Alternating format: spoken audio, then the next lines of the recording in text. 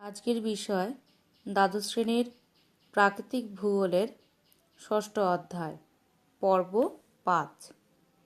আজকে পড়ব ইউএসডি এর মৃত্তিকা বিন্যাস বিধি বা সয়েল ক্লাসিফিকেশন।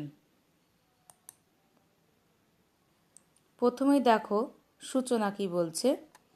1938 খ্রিস্টাব্দের মৃত্তিকা শ্রেণীবিভাগের সমস্ত রকম দুর্বলতাকে নিরসন করার জন্য আমেরিকা যুক্তরাষ্ট্রের কৃষি সংস্থা ইউএস ডিপার্টমেন্ট অফ এগ্রিকালচার আর সয়েল সার্ভে স্টাফ এই দুটো সংস্থা যৌথ উপায়ে 1950 সালে গবেষণায় লিপ্ত হয়।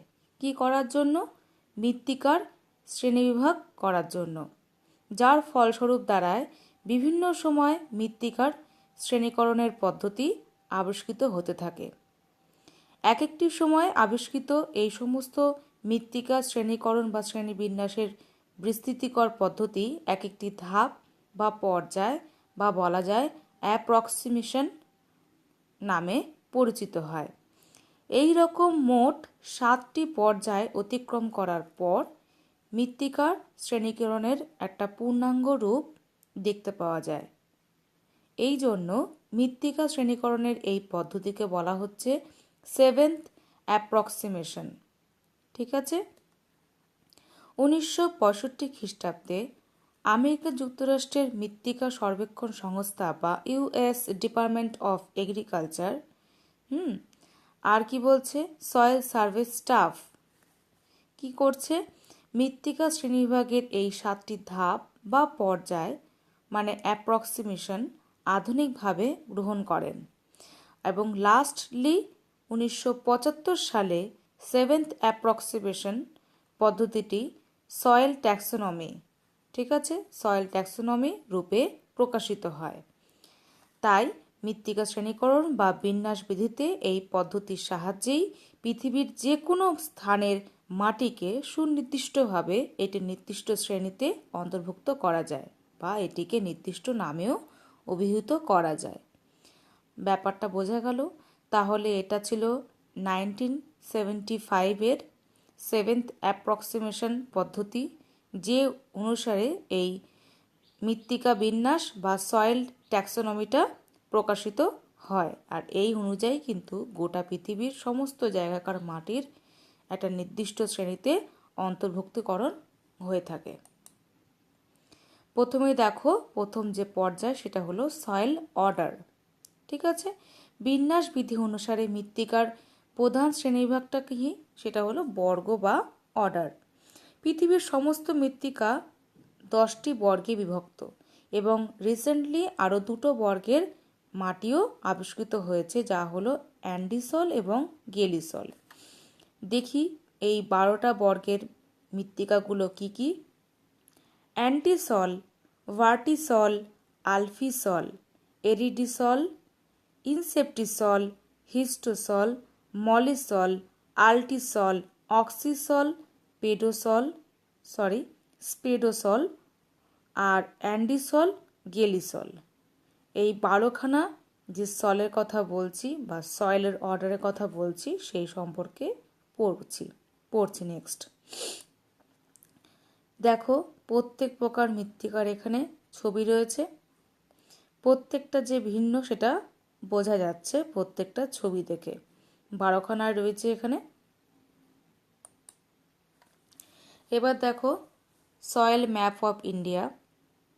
আমরা বুঝতে পারছি যে আমাদের ভারতের মধ্যে এই 8 প্রকার সয়েল বা অর্ডারের মাটি দেখতে পাওয়া যায়। কি কি দেখা যাচ্ছে? আলফিসল, তারপরে কি এরিডিসল, অ্যান্টিসল, হিস্টোসল, ইনসেপ্টিসল, মলিসল, আল্টিসল অ্যান্ড ভার্টিসল। ঠিক আছে। এইগুলো আমাদের ভারতবর্ষের মাটিতে দেখতে পাওয়া যায়। এবার দেখো সয়েল অর্ডারের এই নামগুলো কীভাবে রয়েছে এবং সেখান থেকে কি কি তৈরি হচ্ছে, সেটা কীভাবে তৈরি হচ্ছে। আমরা তো জানলাম যে মৃত্তিকা সৃষ্টির প্রক্রিয়ার পার্থক্য অনুসারে মৃত্তিকাকে আমরা 12টা বর্গে ভাগ করেছি। ঠিক আছে। এই হলো সেই 12টা বর্গের নাম। আচ্ছা, যে সমস্ত মৃত্তিকার উপাদানের মধ্যে মিল আছে সেইগুলোকে একই প্রক্রিয়ায় সৃষ্টি হয়েছে বলে ধরা হয় এই বর্গগুলোর মধ্যে।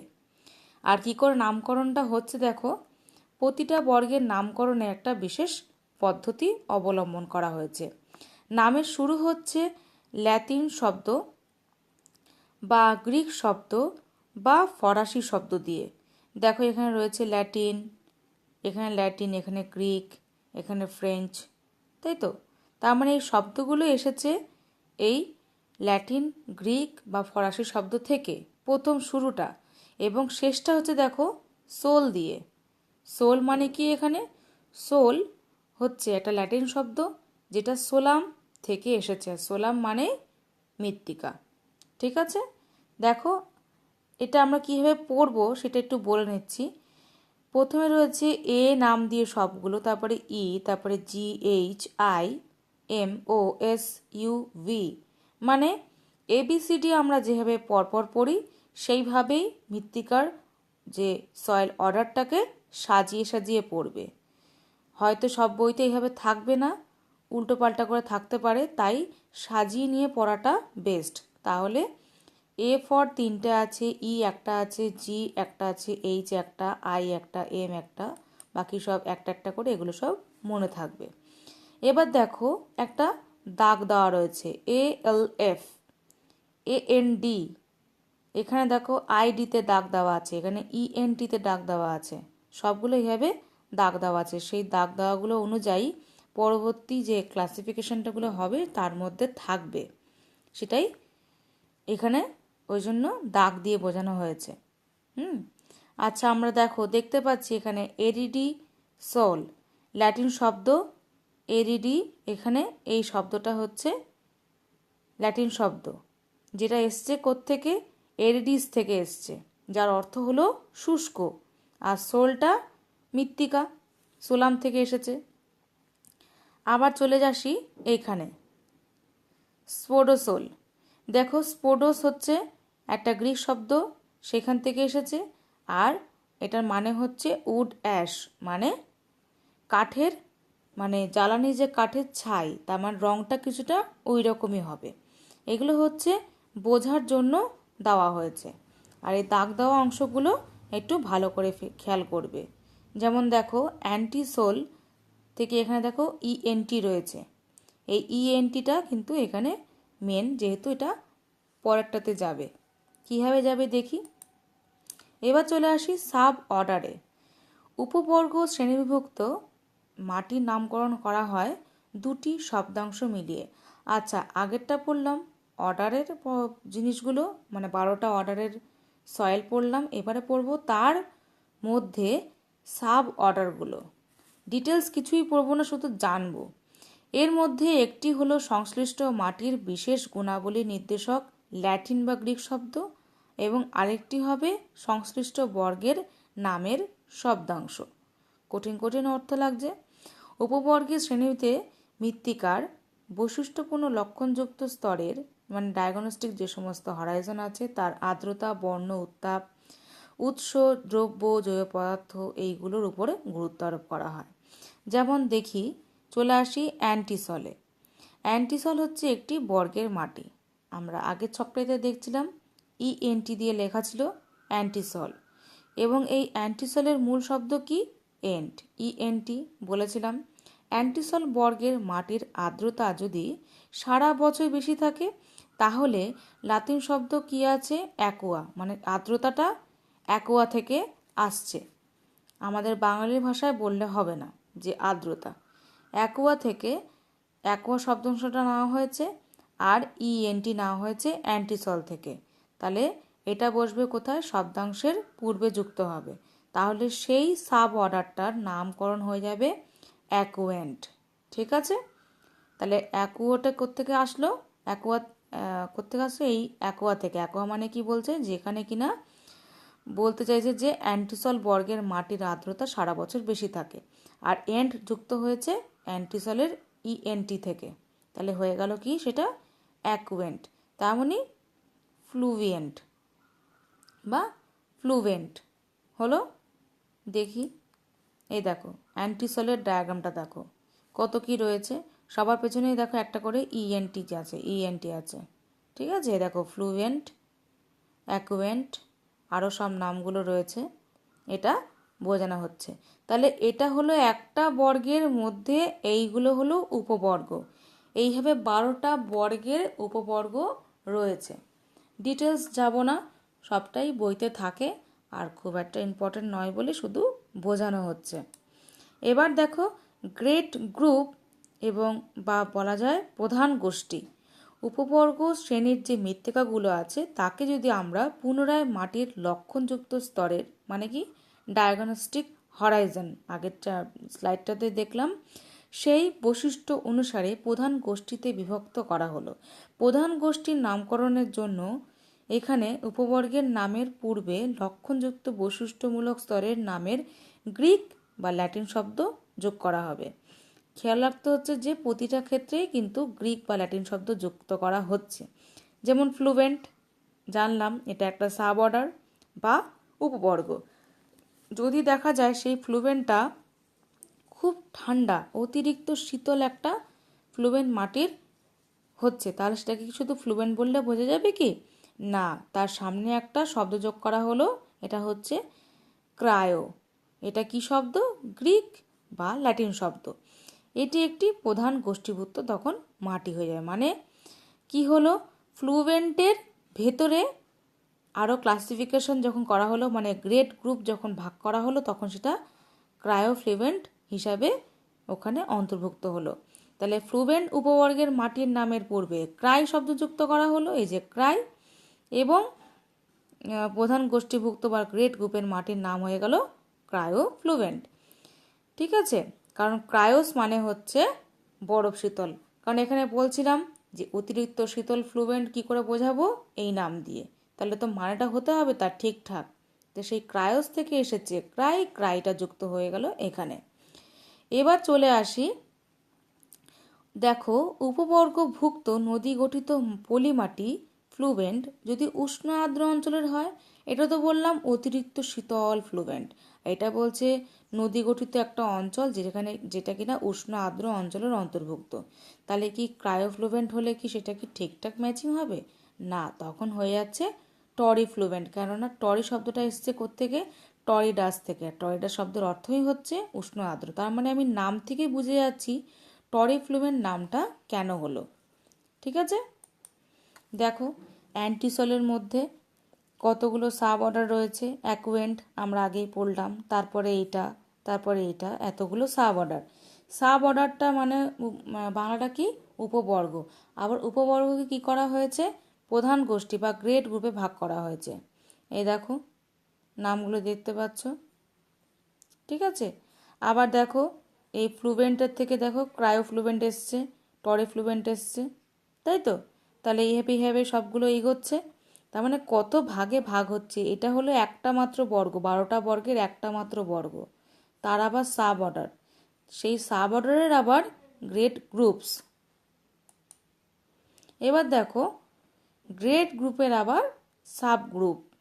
ঠিক আছে, তার মানে উপগোষ্ঠীভুক্ত যে মৃত্তিকা সেই শ্রেণীতে সংশ্লিষ্ট বর্গ, উপবর্গ এবং প্রধান গোষ্ঠীর বৈশিষ্ট্য সমূহগুলো সম্পূর্ণটা বজায় থাকতে হবে।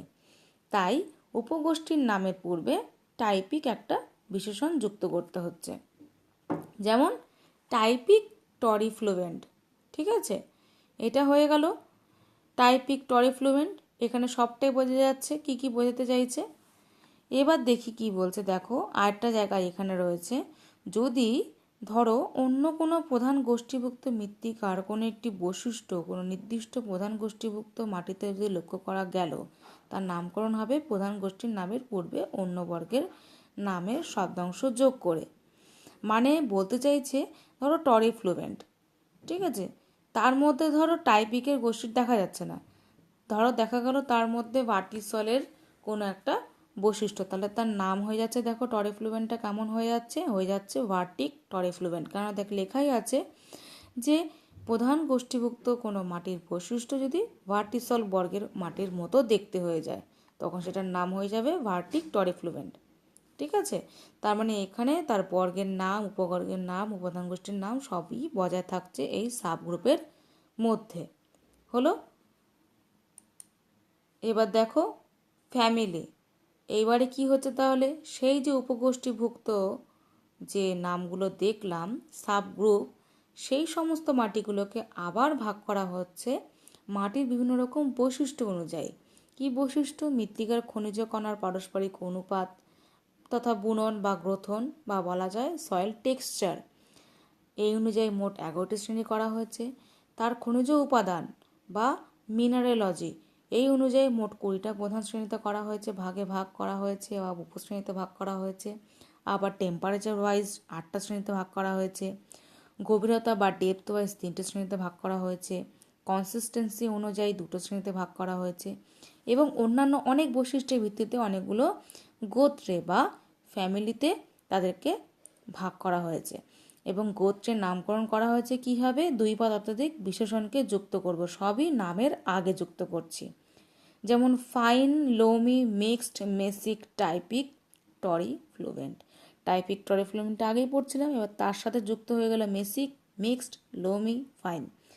ঠিক আছে, লোমি মানে এখানে দোআঁশ, মানে খুব সূক্ষ্ম দোআঁশ মিশ্র।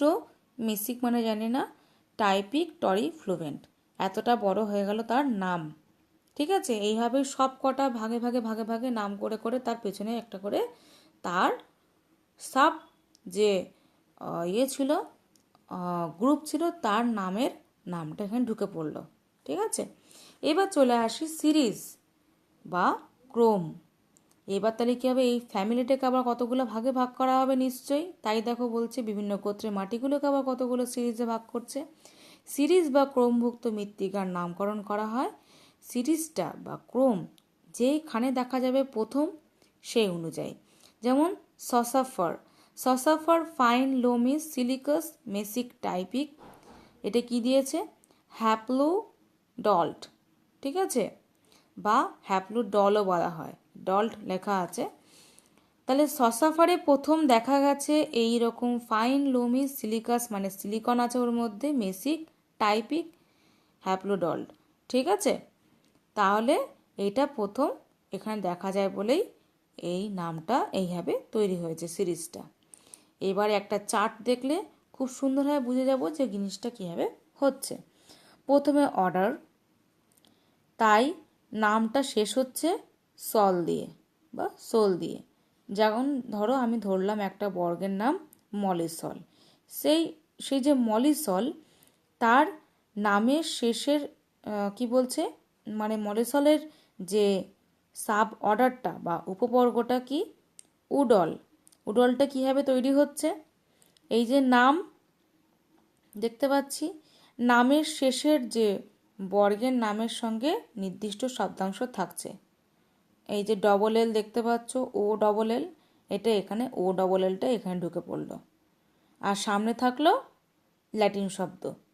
এই উডলের আবার অনেকগুলো গ্রেড গ্রুপসের মধ্যে থাকছে হ্যাপ্লোডল। এই দেখো এই নামের ডলটা পেছনটা এখানে যুক্ত হয়ে গেল ডল, আর সামনে থাকলো ল্যাটিন শব্দ।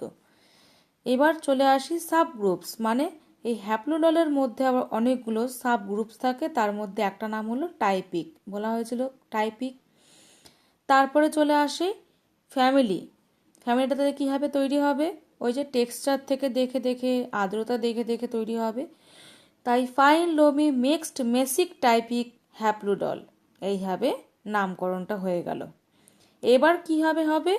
এইটা যদি কোথাও একটা দেখা যায় সেটার নাম অনুসারে হয়ে গেল। দেখো ভৌগোলিক বা স্থানের নাম উল্লেখ করা হচ্ছে যেখানে ক্ল্যারিয়ন, এর পরেরটা আর বলা হলো না, তাহলে কী হবে? Clarion, fine, loamy, mixed, মেসিক, টাইপিক, হ্যাপ্লোডল। বোঝা গেল জিনিসটা কীভাবে বর্গ থেকে উপবর্গ থেকে প্রধান গোষ্ঠী থেকে উপগোষ্ঠী থেকে গোত্র থেকে সিরিজ বা ক্রম হচ্ছে। দেখো প্রথমে 12টা বর্গ, সেগুলোকে অনেকগুলো ভাগে ভাগ করা হয়েছে, তাই সেটা হয়েছে 64টা উপবর্গ। সেই 64টা উপবর্গকে আবার অনেকগুলো ভাগে ভাগ করা হয়েছে, তারা হয়েছে বৃহৎ গোষ্ঠীর অন্তর্গত, যেখানে কিনা 300রও বেশি রয়েছে, কাউন্ট করে শেষ করা যায়নি। সেই 300কে আবার অনেকগুলো ভাগে ভাগ করার জন্য উপগোষ্ঠী হয়েছে প্রায় 2400।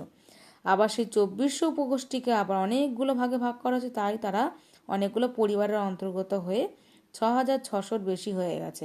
এই 6600-র বেশি পরিবারকেও আবার অনেকগুলো সিরিজে যেহেতু কোথায় তারা দেখতে পাওয়া যায় সেইটা যখন দেখতে গেছে তখন হয়ে গেল তারা প্রায় 19,000-এরও বেশি। এইটাই হলো ইউএসডি এর মৃত্তিকা শ্রেণীবিভাগের 6টি পর্যায় বা স্তর। দেখো এই ডায়াগ্রামটা দেখো ভালো বোঝা যাচ্ছে। প্রথমে অর্ডার, তারপরে সাব অর্ডার, তারপরে গ্রেড গ্রুপ, তারপরে সাব গ্রুপ, তারপরে ফ্যামিলি, তারপরে বড়টা হলো series. Increasing level of information মানে আস্তে আস্তে এর ইনফরমেশনগুলো বাড়তে আছে, কেননা অর্ডারে ছিল মাত্র 12খানা বর্গ। অ্যান্টিসল, মলিসল, এরিডিসল, আলফিসল, ওই নামগুলো। ঠিক আছে, তাহলে এখানেই সমাপ্ত হলো।